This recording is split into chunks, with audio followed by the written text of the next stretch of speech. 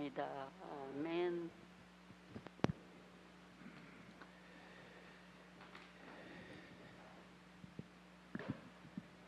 오늘은 히브리서 강의 두 번째 시간입니다. 오늘 말씀 제목은 천사보다 뛰어나신 그리스도의 제목을 가지고 같이 한 시간 말씀의 은혜를 나누겠습니다. 오늘 먼저 말씀 본문 같이 교독하시겠습니다. 우리 전체를 다 읽을 수는 없기 때문에 이렇게 마지막 끝부분만 좀 말씀을 같이 나누겠습니다. 히브리 2장 1절부터 4절까지 말씀 우리 함께 교독하시겠습니다. 제가 먼저 읽겠습니다. 그러므로 우리는 들은 것에 더욱 윤영함으로 우리가 흘려 떠내려가지 않도록 함이 마땅하니라. 천사들을 통하여 하신 말씀이 견고하게 되어 모든 범죄함과 순종하지 아니함이 공정한 보응을 받았거든. 우리가 이같이 큰 구원을 등한히 여기면 어찌 그 보응을 피하리요. 이 구원은 처음에 주로 말씀하신 바요 들은 자들이 우리에게 확증한 바니 하나님도 표적들과 기사들과 여러 가지 능력과 및 자기의 뜻을 따라 성령이 나누어 주신 것으로서 그들과 함께 증언하셨느니라. 아멘. 여러분, 이 세상을 살면서 가장 어려운 일이 뭘까요? 생각해 보신 적 있으십니까? 어떤 책을 읽다 보니까 이런 이야기가 나와서 한번 옮겨봤습니다. 세상에서 가장 어려운 일 5가지가 있는데 5위부터 하나씩 좀 살펴보면 첫째 5위가 엄마 설득하기랍니다. 세상에 가장 어려운 5번째 순위랍니다. 4위가 뭔지 아세요 혹시? 퇴직한 남편 존경하기랍니다. 재미있죠. 그 다음에 3위는 남의 돈 내 주머니에 넣는 게 어렵답니다. 정말 어렵죠? 남의 돈 버는 게 참 어렵다고들 얘기하시죠. 2위는 내 생각 남의 머리에 넣는다는 거예요. 남의 돈 내 호주머니에 넣는 것도 어렵지만 더 어려운 게 뭐냐면 내가 생각하고 있는 것 남의 머리에 넣는 게 더 어렵답니다. 근데 여러분 가장 어려운 게 뭔지 아세요? 1위는 기다리고 인내하는 것. 이게 더 어렵답니다. 히브리서가 기록될 당시에 그리스도인들에게 있어서 가장 큰 문제는 무슨 문제일까요? 기다림의 문제였습니다. 그리스도의 오심이 지연되었을 때 당시 히브리 그리스도인들 사이에서 아주 심각한 영적 위기가 찾아왔습니다. 말씀에 대한 열의가 사라지고요, 신자들이 모이지 않게 되고 또 기도를 소홀히 하게 되고 그들의 신앙이 영적으로 무기력해지게 되고, 그래서 신자들이 모이지 않습니다. 기도를 소홀히 합니다. 전도는 고사하고 자기 신앙을 유지하는 것도 대단히 어렵게 됐습니다. 그들 가운데서 예수의 재림을 의심하는 무리들이 생겨나기 시작하고 더 이상 주님 앞에 나오는 백성들이 이제 하나 둘씩 줄어가는 그런 위기가 교회 앞에 이르게 된 것입니다. 그 당시 히브리 그리스도인들의 모습이 그랬습니다. 오랜 기다림의 세월 속에서 주의 오심을 기다리며 고통을 참고 인내했지만 1세기가 다 지나가도록 주님이 오시지 않고 도무지 끝이 보이지 않은 그 고난 앞에서 수많은 사람들이 자기 믿음과 신앙을 버리고 하나 둘씩 떠나가는 그런 무리들이 생겨나기 시작한 것입니다. 그래서 정말로 우리를 구원하신 하나님이 살아계시다면 지금 뭐 하고 계시는가? 정말로 그분은 다시 이 땅에 분명히 오시는 것일까?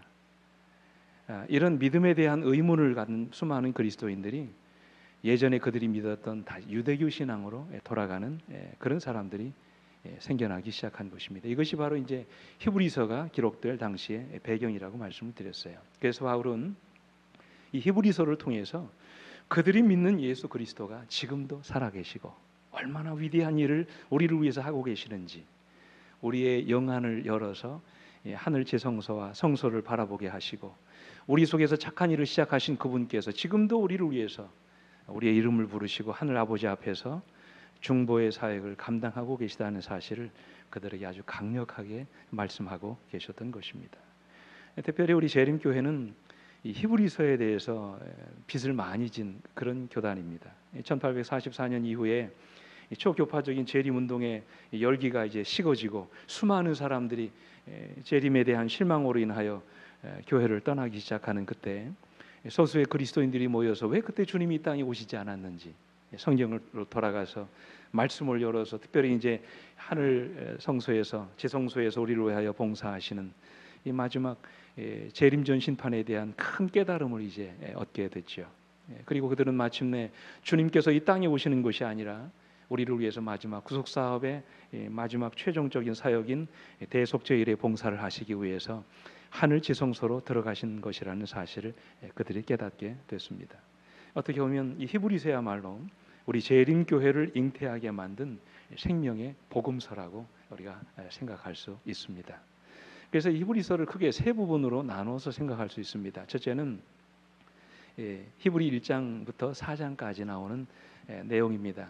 이것은 바로 유대교의 모든 제도보다 뛰어나신 그리스도. 이 1장부터 4장까지는 누가 중심이 되냐면 그리스도가 중심이 됩니다. 그분이 어떤 분인지, 그분이 얼마나 놀라우신 분이신지, 그리스도가 중심이 돼서 그분이 뛰어나신 모습을 이제 말씀하고 있고요. 두 번째로 히브리 5장부터 10장까지는 대제사장이신 그리스도, 그분의 이제 사역에 중점을 둡니다. 그분이 무슨 일을 하시는지, 그분이 하시는 일이 얼마나 놀랍고 위대한 일인지, 그분이 하시는 사역에 중점적으로 이제 포커스를 맞춰서 말씀을 전하고 있고요. 그리고 마지막 3부 11장부터 13장까지는 마지막 권면이 이제 나옵니다. 그래서 믿음으로 누구는 믿음의 조상들의 이야기를 쭉 말씀하시면서 히브리 12장에 그러므로 우리는 이렇게 하면서 마지막 권면을 하면서 그들의 신앙을 이제 권면하고 있습니다. 오늘부터 시작되는 이 전반부 이 4장까지는 주로 예수 그리스도 그분이 어떤 분이신가에 역점을 두고 있습니다. 그분의 신성을 의심하고 그분의 사역을 의심하는 히브리 그리스도인들에게 예수 그리스도 그분이 얼마나 위대한 분인지, 얼마나 놀라운 분인지 우리에게 말씀을 하고 있습니다. 특히 오늘은 첫 시간으로 누구보다 뛰어나신 그리스도요, 천사보다 뛰어나신 그리스도, 그분을 우리에게 이제 말씀하고 있습니다. 그 당시에 히브리인들이 가지고 있었던 천사관은 과연 어떤 것일까요? 유대인들이 갖고 있는 천사관, 그들은 천사를 영적인 존재 중에서 하나님 다음으로 인간의 경배를 받아야 할 존재로 인식하고 있었습니다. 이러한 인식은 구약 시대에 하나님께서 이스라엘 백성들에게 항상 당신의 뜻을 전달하는 도구, 다시 말하면 계시의 전달자로서 누구를 선택하셨어요?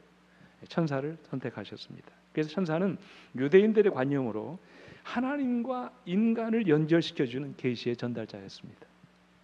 그러다 보니까 어떤 사람들은 이 천사를 신성시하고 경배의 대상으로 생각하는 사람들도 있었습니다. 실제로 골로새에 보내는 그 권면에 보면 천사를 숭배하는 이단자들이 있었고 그들을 향하여 이제 바울이 그 이단에 빠져들지 말 것을 아주 강력하게 권고하는 그런 내용이 골로새서에 기록되어 있습니다. 이 바울은 오늘 본문의 말씀에서 그 당시 유대인들이 신성시하던 천사를 누구와 비교합니까? 예수님과 비교하면서 천사보다 더 뛰어나신 분으로 예수님을 소개하고 있어요. 이 부분에서 구약 성경을 무려 7번 이상이나 인용하고 있습니다. 자, 그러면 예수님이 천사보다 더 뛰어난 이유가 뭘까요? 천사도 위대한 분이고 하나님의 계시를 인간에게 전달하는 참 놀라운 계시 전달자지만 예수님이 천사보다 더 위대하신, 더 뛰어나신 이유가 뭡니까?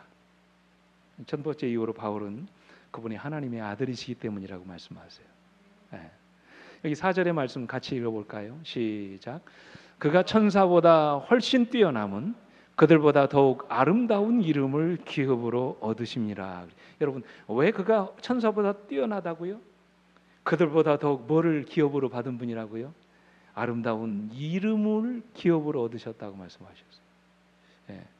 이 그들보다 아름다운 이름이 뭡니까? 그분이 얻으신 이름, 이 아름다운 이름이 뭘까요? 이어지는 5절에 보십시오. 그 이름이 나옵니다. 하나님께서 어느 때에 천사 중에 누구에게 너는 누구라? 내 아들이라. 오늘 내가 너를 낳았다 하셨으며 또다시 내가 그에게 아버지가 되고 그는 내게 아들이 되리라 하셨느냐. 그랬어요. 이 아들이라는 이름은 오직 누구에게만 붙여진 이름입니까? 예수 그리스도, 그분에게만 붙여진 이름이었습니다. 그분만이 참으로 하나님의 아들이셨어요. 그래서 주님이 침례를 받으시고 물에서 올라오실 때 마태복음에 보면 이는 내 사랑하는 아들이요 내 기뻐하는 자라 말씀하셨어요. 또 17장에도 보면 주님이 변화산에 올라가셨을 때에도 아버지 하나님께서 주의 사랑하는 제자들에게 뭐라고 말씀하셨습니까? 이는 내 사랑하는 아들이요 내 기뻐하는 자니 너희는 그의 말을 들으라고 말씀하셨어요. 예수님을 가리켜서 뭐라고 말씀하십니까? 내 아들이라고 말씀을 하셨어요. 그래서 시편 2편 7절에 여러분 잘 아시는 말씀이 있죠. 내가 여호와의 명령을 전하노라. 여호와께서 내게 이르시되 너는 내 누구라? 아들이라. 오늘 내가 너를 뭐 했다고요? 낳았다. 이 말씀을 하셨어요. 여러분 정말 아버지 하나님이 아이를 낳듯이 예수님을 낳으신 걸까요? 이 말씀을 근거로 해서 어떤 교단에서는 예수님이 피조성, 그분의 삶에도 어떤 시작점이 있는 분이라고 이렇게 주장을 하지요. 아버지 하나님께로부터 피조된 피조물, 바로 그분이 예수라고 이렇게 이야기합니다. 정말로 그렇습니까? 아버지 하나님이 예수님을 그렇게 낳으셨어요? 아니지요. 그렇다면 여러분 내가 너를 낳았다라는 이 말의 의미가 뭘까요? 정말로 하나님이 아이 낳듯이 예수님을 낳은 걸까요? 여기 사도행전 13장 33절에 시편 2편 7편의 말씀을 인용하시면서 이렇게 말씀하셨어요. 같이 한번 읽어보겠습니다. 성경 공부하는 시간이니까 시작. 곧 하나님이 예수를 일으키사 우리 자녀들에게 이 약속을 이루게 하셨다 함이라. 시편 둘째 편에 기록한 바와 같이 너는 내 아들이라 오늘 너를 낳았다 하셨고 그랬어요. 여러분 이 약속이 무엇입니까? 시편 둘째 편 조금 전에 읽은 시편 2편 7절의 약속을 이루게 하셨다고 말씀하셨어요. 그런데 그 약속을 하나님이 어떻게 이루셨다고 말씀하셨어요? 예수를 보하사? 예수를 보하셨다고요? 일으키사 그랬어요. 이 일으키사 이게 무슨 뜻입니까? 예수를 일으키셨다는 말이 무슨 뜻이에요? 언제 예수를 일으키셨습니까? 예수님이 십자가에 달려 돌아가신 다음에 사흘 만에 예수님이 뭐 하셨습니까? 부활하셨죠. 그러니까 예수 그리스도의 부활을 통해서 조금 전에 읽은 약속, 너는 내 아들이라 오늘 내가 너를 낳았다라고 하는 그분의 약속을 이루실 것이라고 말씀하셨어요. 그러니까 예수님은 영원 전부터 하나님의 아들이셨습니다. 그런데 주님이 자신을 낮추시고 뭐를 취하셨어요? 연약한 인성을 취하셨습니다. 우리와 같은 인간이 되셨어요. 그러나 하나님은 그의 아들을 십자가의 죽음에서 그냥 내버려 두지 않으시고 뭐 하심으로? 부활시키심으로 아들의 영광을 다시 찾게 하셨어요. 이게 나은 것이라는 말이에요. 이 말씀의 의미가. 그래서 이 나았다라고 하는 말의 의미를 우리는 첫째로 그리스도의 부활을 우리가 적용을 할 수 있습니다. 그래서 요한복음 17장 1절에 보면 예수께서 십자가의 죽음을 앞두고 하신 그분의 기도에서 이렇게 말씀하시죠. 예수께서 이 말씀을 하시고 눈을 들어 하늘을 우러러 이르시되 아버지여 때가 이르렀사오니 아들을 영화롭게 하사 아들로 아버지를 영화롭게 하옵소서. 17장 5절에도 아버지여 창세전에 내가 아버지와 함께 가졌던 영화로서 지금도 아버지와 함께 나를 영화롭게 하옵소서라고 말씀하셨어요. 그래서 로마서 1장 4절에 보면 이렇게 말씀하시죠. 직접적인 말씀입니다. 성결의 영으로는 죽은 자들 가운데서 부활하사 능력으로 하나님의 아들로 선포되셨으니 곧 우리 주 예수 그리스도시니라 그랬어요. 다시 말하면 예수 그리스도의 부활이야말로 그분이 하나님의 아들이시라는 결정적인 증거라는 말씀이에요. 그죠? 죽은 자들 가운데서 부활하심으로 예수님 자신이 하나님의 아들이라는 결정적인 증거를 보여주셨다는 말씀이에요. 그죠? 오직 그분에게만 죽지 아니함이 있습니다. 그분에게만 영원한 생명이 있습니다. 그러므로 예수님은 하나님의 아들이세요. 비록 십자가의 죽음을 통하여 그분이 사흘 동안 잠시 돌아가셨지만 그러나 죽은 그 아들을 다시 일으키셔서 그에게 영원한 생명을 다시 허락하심으로 부활하시는 그 예수님. 그분을 낳았다고 이렇게 표현하는 부활을 그렇게 표현하는 것입니다. 그리고 본 교단의 어떤 신학자들은 이 사도행전 13장 33절을 그리스도의 부활도는 우리가 의미가 있지만 더 광범위한 의미에서 뭐에 적용하냐면 예수 그리스도의 성육신에 적용을 합니다. 그래서 성경에서 아들이라는 그 표현은 아버지와 동일한 본질을 가지신 그런 분이라는 표현으로 성경에서 사용되는 표현입니다. 그러니까 이 요한복음 10장에서 주님께서 말씀하셨죠. 나와 아버지는 뭐라고요? 하나라고 말씀을 하셨어요. 그리고 이제 요한복음 14장 9절에도 말씀하시기를 예수께서 이르시되 필립아 내가 이렇게 오래 너희와 함께 있으되 내가 나를 알지 못하느냐? 나를 본 자는 누구를 보았거늘? 아버지. 그러니까 나와 아버지는 같은 존재. 다시 말하면 내가 곧 누구라는 말입니까? 하나님이라는 그런 뜻이죠. 그러니까 여러분, 왜 예수님이 천사들보다 더 뛰어나다고요? 그분이 하나님이 무엇이기 때문에 아들이기 때문에. 그래서 여러분 오해하지 않으시기 바랍니다. 아들은 아버지보다 더 열등한 그런 존재가 아니라 성경에서 아들이라고 하는 것은 아버지와 같은 동일한 본질을 가지신 분이라는 그런 의미예요. 그러니까 하나님이라는 말이죠. 그분이 하나님과 같은 동질의 신성을 가지신 하나님이기 때문에 누구보다 더 뛰어나다는 말이에요. 천사들보다 더 뛰어나다는 그런 말씀이죠. 그래서 예수님을 누구라 부르는 것입니까? 아들이라고 부르는 것이, 하나님의 아들이라고. 그래서 영감의 글에도 이렇게 말씀하세요. 그리스도에게는 최초부터 있고 빌려오지 않고 다른 곳에서 파생되지 않은 뭐가 있다? 생명이 있다. 이게 누구만 그렇습니까? 하나님만 그럴 수 있죠. 그죠? 그러므로 여러분, 그리스도는 천사들보다 뛰어나신 분이십니다. 그분은 누구에게서도 파생되지 않은 영원한 생명을 가지신 분이십니다. 그 생명으로 우리 영혼을 살리시고 우리에게 영원한 생명을 부여해 주시는 것입니다. 천지와 만물을 창조하신 하나님, 우리에게 생명과 호흡과 만물을 친히 주시는 이가 예수 그리스도이심을 잊어버리지 않게 되기를 간절히 바랍니다. 그분은 우리에게서 멀리 떠나 계시지 않는다고 말씀하셨어요. 지금도 그분은 우리가 그분을 힘입어 살 수 있도록 끊임없이 우리 속에서 역사하시고 우리를 도와주시는 사랑의 하나님이십니다. 그래서 그분은 천사보다 뛰어나신 하나님의 아들이세요. 둘째로, 예수님이 천사보다 더 뛰어나신 이유는 천사들의 경배를 받으시기 때문에 그렇습니다. 여기 6절에 보시면 이런 말씀이 있죠. 또 그가 마다들을 이끌어 세상에 다시 들어오게 하실 때 하나님의 모든 천사들은 그에게 경배할지어다.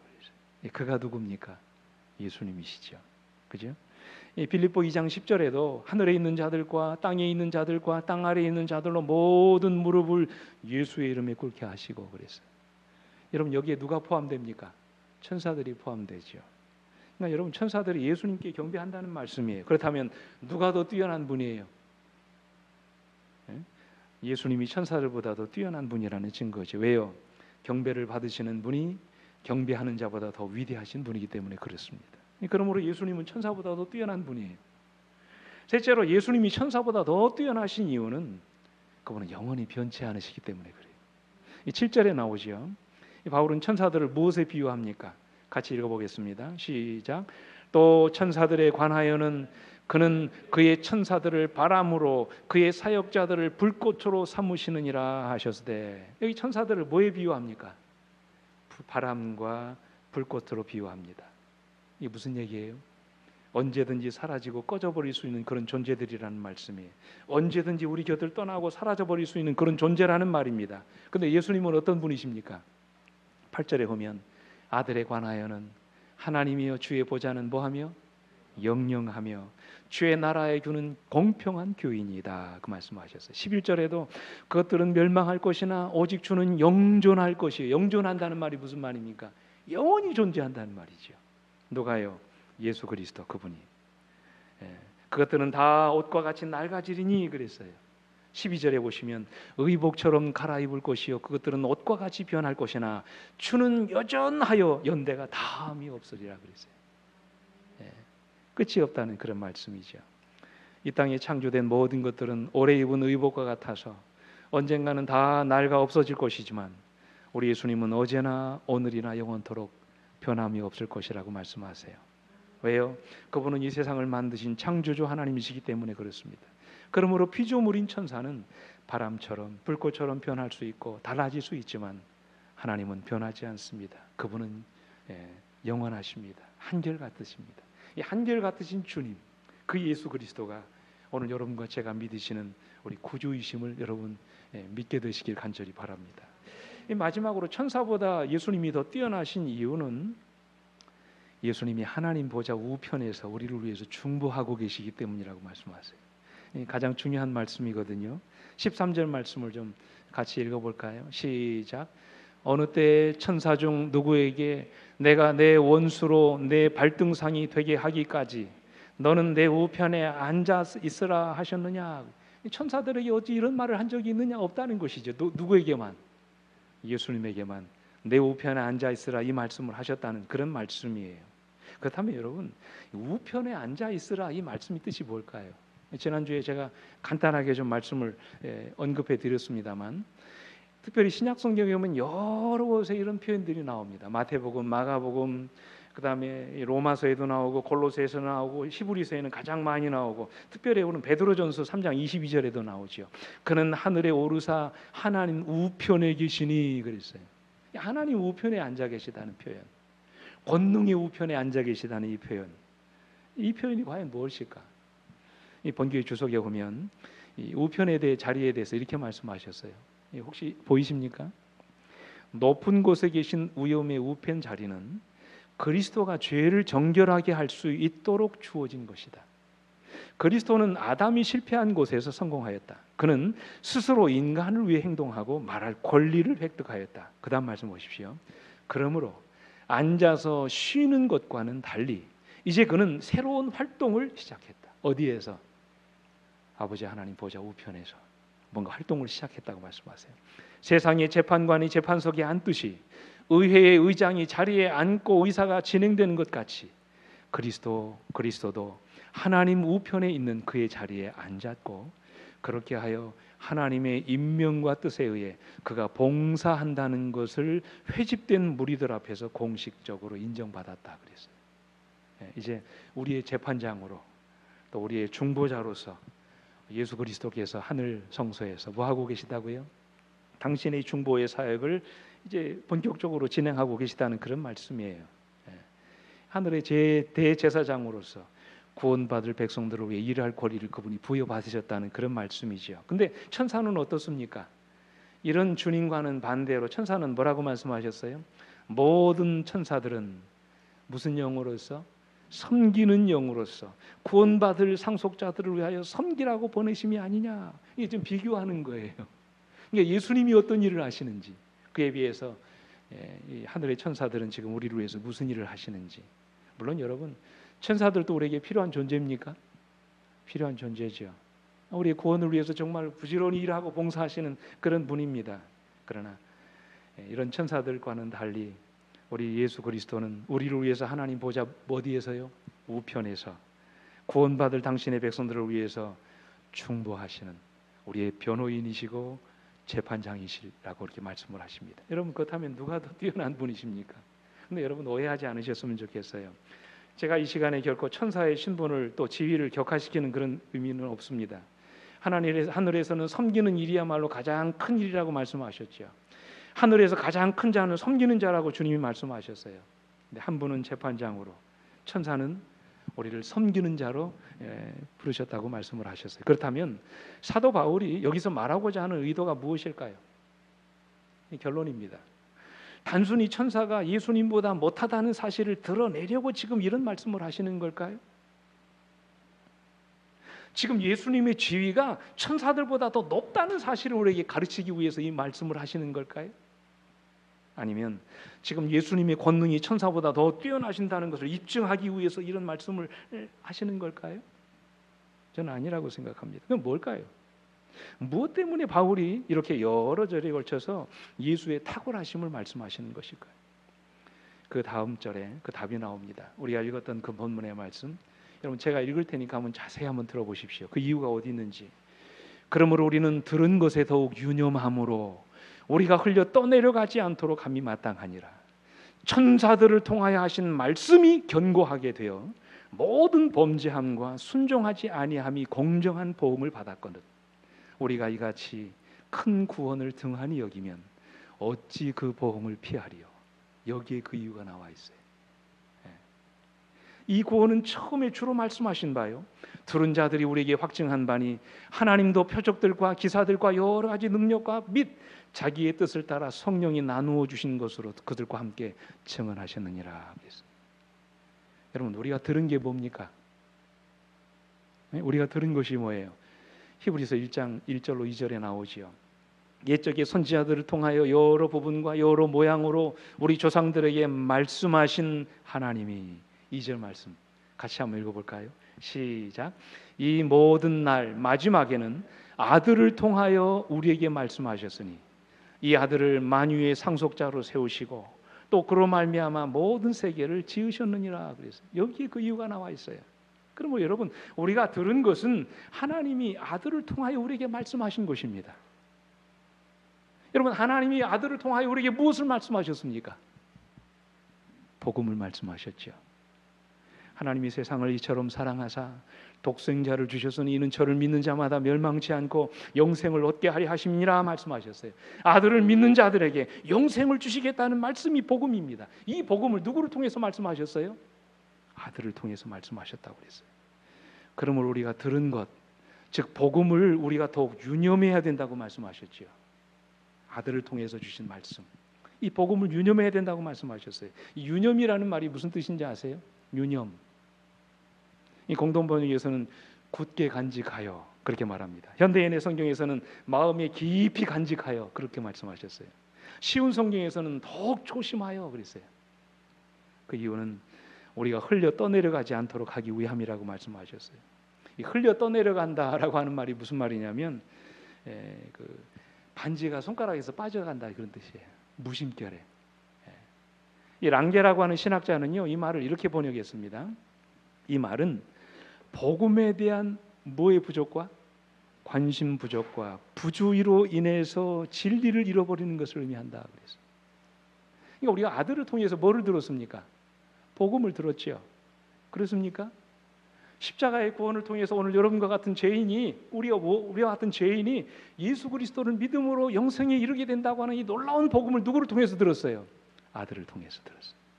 그래서 우리가 이 자칫 이 놀라운 복음을 어떻게 하면 등한히 하게 되면 어떻게 된다는 말이에요? 흘러 떠나가게 된다는 말씀이에요. 그래서 바울도 히브리 3장 12절로 13절에서 형제들아 너희는 삼가 혹 너희 중에 누가 믿지 아니하는 악한 마음을 품고 살아계신 하나님에게서 떨어질까 조심할 것이오 그래서. 여러분, 바울은 본문의 말씀을 통해서 우리가 받은 바 구원을 등한히 여기는 위험에 대해서 지금 말씀하고 있는 거예요. 이 바울은 히브리 2장 3절에서 우리가 받은 구원을 거부했다고 말하지 않고 우리가 받은 구원을 등한히 여겼다고 말씀을 하셨어요. 등한히 여겼다는 말은 부주의하다, 관심을 두지 않다, 때로는 소홀히 여기다 그런 뜻입니다. 다시 말해서 우리가 받은 구원을 우리가 잃어버리게 되는 이유는 우리가 받은 구원을 거절하기보다는 오늘 여러분과 제가 소홀히 하기 때문이라는 그런 말씀이에요. 뭔가 엄청난 실수를 저질러서 우리에게 있는 구원을 잃어버리는 것이 아니라 우리가 마땅히 해야 할 것을 하지 않음으로 인하여 때로는 복음에 대한 부주의로 인하여 우리 신앙에 위기가 찾아오고 어려움이 찾아온다는 이 말 뜻입니다. 여러분, 이 말은 진리입니다. 말씀과 기도와 함께 모여서 예배하는 이런 작은 모임들이 우리의 삶 속에서 소홀히 여겨질 때 때때로 우리의 믿음이 흔들리고 우리가 신앙에서 떠내려갈 수 있다는 그런 사실이에요. 마치 우리 삶 속에 엄청난 시련과 고난이 와가지고 우리가 믿음을 버리고 주님을 떠나가는 것이 아니라는 말씀입니다. 오늘 우리의 삶 속에서 우리가 마땅히 있어야 할 그 자리, 마땅히 해야 될 것들을 우리가 하지 않음으로 인하여 그런 복음에 대한 부주의로 인하여 우리가 때때로 우리에게 얻은 이 놀라운 구원을 잃어버릴 수 있다는 사실을 지금 바울이 이야기하고 있는 것입니다. 그래서 영감님은 이렇게 말씀하세요. 바로 악의 시초는 경성과 은밀한 기도에 뭐에 있다? 등한이었다. 그 다음에는 다른 종교적 의무의 태만이 따랐고 그같이 하여 뒤이은 온갖 죄에 대한 길이 열리게 된다라고 말씀합니다. 이 작은 것이지만 아주 사소한 것에서부터 우리의 신앙이 점점 물러가게 되는 그런 일들이 일어나게 된다라고 하는 것입니다. 제가 얼마 전에 읽었던 조엘 미키라고 하는 그 신학자가 지은 영적 침체에서 벗어나는 길이라고 하는 그 책이 있는데 이 책에서 보면 신자들의 삶 속에서 그들이 신앙생활을 잘 하다가 영적 침체에서 빠지게 되는 그 이유 5가지 단계가 있습니다. 이 첫 번째가 뭔지 아세요? 개인 기도를 소홀히 하는 것입니다. 이 단계적으로 사람이 어떤 이유에서든지 자기도 모르는 사이에 개인적인 기도 생활을 멀리하게 되면 그 다음으로 일어나는 생활이 어떻게 됩니까? 그의 신앙생활이 형식적으로 변한다는 것입니다. 이 교회에 나오지만 어떻게 합니까? 그냥 때 되니까 나오는 거예요. 말씀 듣기 위해서 갈급한 마음으로 나오는 것이 아니라 그냥 형식적으로 기계적으로 나오는 것입니다. 기도를 우리가 게을리하게 되면 그렇게 된다는 것이죠. 그 다음 세 번째 단계가 뭡니까? 내면의 부패가 찾아온다는 것입니다.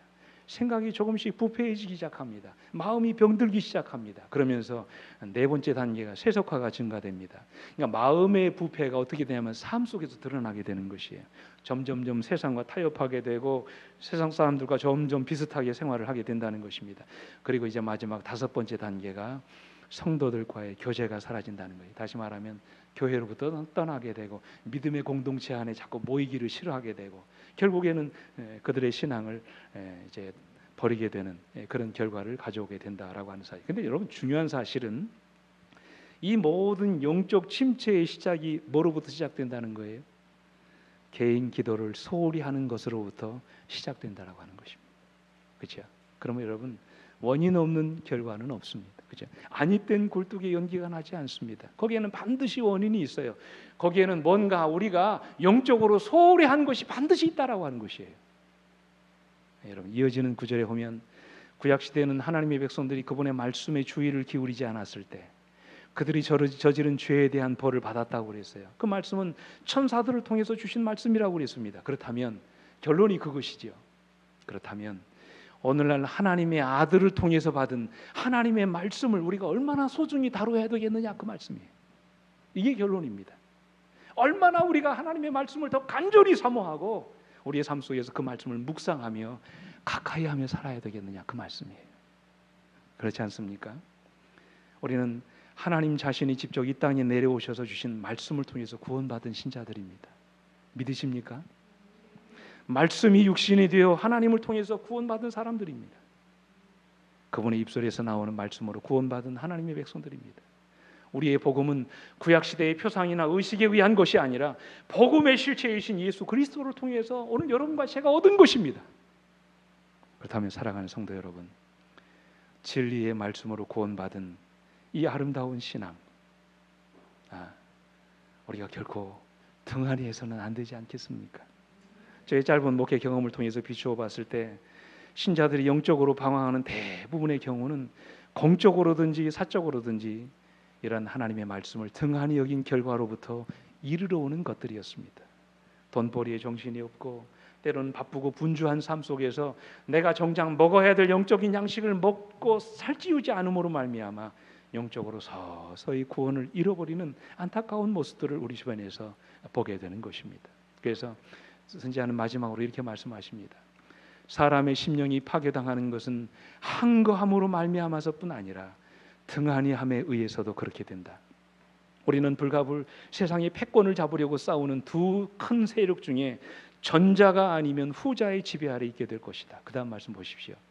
흑암의 왕국의 통치를 받기 위하여 일부러 그것을 섬기기로 선택할 필요가 없다. 이게 무슨 말입니까? 우리가 일부러 사탄을 선택할 필요가 없다는 말이에요. 왜 그렇습니까? 이어지는 말씀 보십시오. 빛의 왕국과 관계를 맺는 것을 등한히 하기만 하면 된다고 그랬어요. 제가 일전에 교회 밴드에 올린 글 중에 작자 미상의 하나님은 3등이라고 하는 그 시가 있습니다. 혹시 여러분 기억나십니까? 이 글 시만 읽고 제가 말씀을 마치겠습니다. 이렇게 나와 있어요. 1등은 하고 싶은 일, 2등은 해야 하는 일, 3등은 하나님을 만나는 일.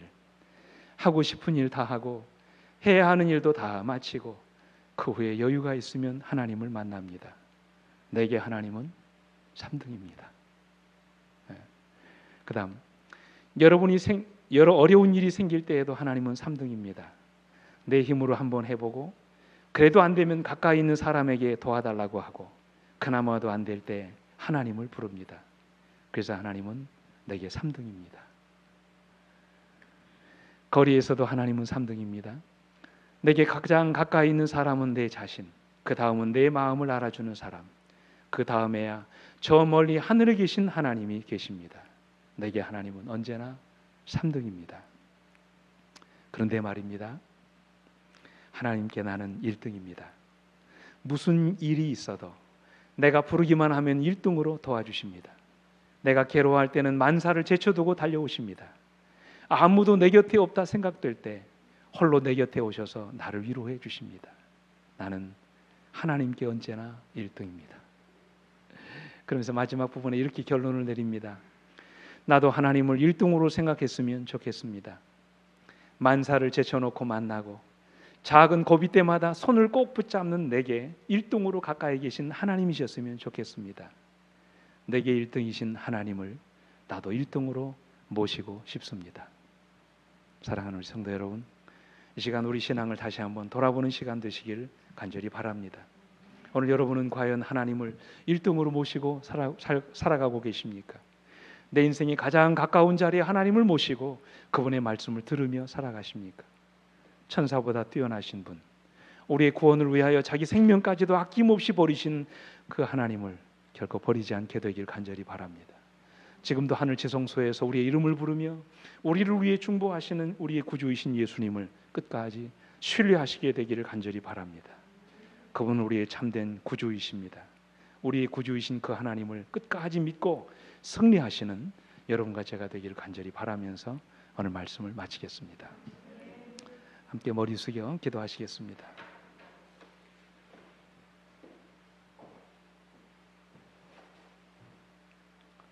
우리의 중보자이시고 인생에 가장 가까운 친구이신 우리 주님, 오늘도 히브리서의 말씀을 통하여 멀리 계신 주님이 아니라 오늘 우리의 가까운 곳에 계셔서 나와 함께 하신, 그리고 나를 위하여 하늘에서 중보하고 계신 주님을 이 시간 다시 믿음의 눈으로 바라보게 해주셔서 감사합니다.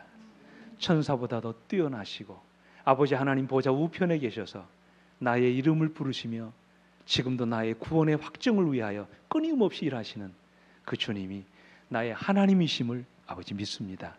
이제 그 주님을 평생 가슴에 믿고 모시고 주님과 날마다 동행하는 가운데 이 거칠고 험난한 인생, 때로는 끝이 보이지 않은 정말로 힘들고 지루한 이 마지막 신앙을 마지막까지 완수하는 우리 모두가 될 수 있도록 하나님 은혜 베풀어 주시옵소서. 곳곳에서 전쟁의 위기와 때로는 전염병의 그 위기가 막바지를 치닫고 있는 이 위기의 때 우리의 신앙이 소홀해지지 않도록 하나님 우리의 믿음을 굳건히 붙들어 주옵시고 늘 말씀과 기도의 삶 속에서 주님을 가장 가까운 자리에 모시고 살아가는 우리 서천교회 성도들 모두가 될 수 있도록 하나님 은혜 베풀어 주시옵소서. 병중에 있는 사랑하는 주의 백성들 한 분 한 분들을 위로하시고 주님 특별히 권능의 손을 얹어주셔서 그 아픈 환부를 치료하여 주옵시고 속히 그들이 전염병과 모든 육신의 질병으로부터 나음을 입고 회복할 수 있도록 하나님께서 이 시간 치료하여 주시옵소서. 우리의 구주이신 예수 그리스도의 이름으로 간절히 기도드려사옵나이다. 아멘.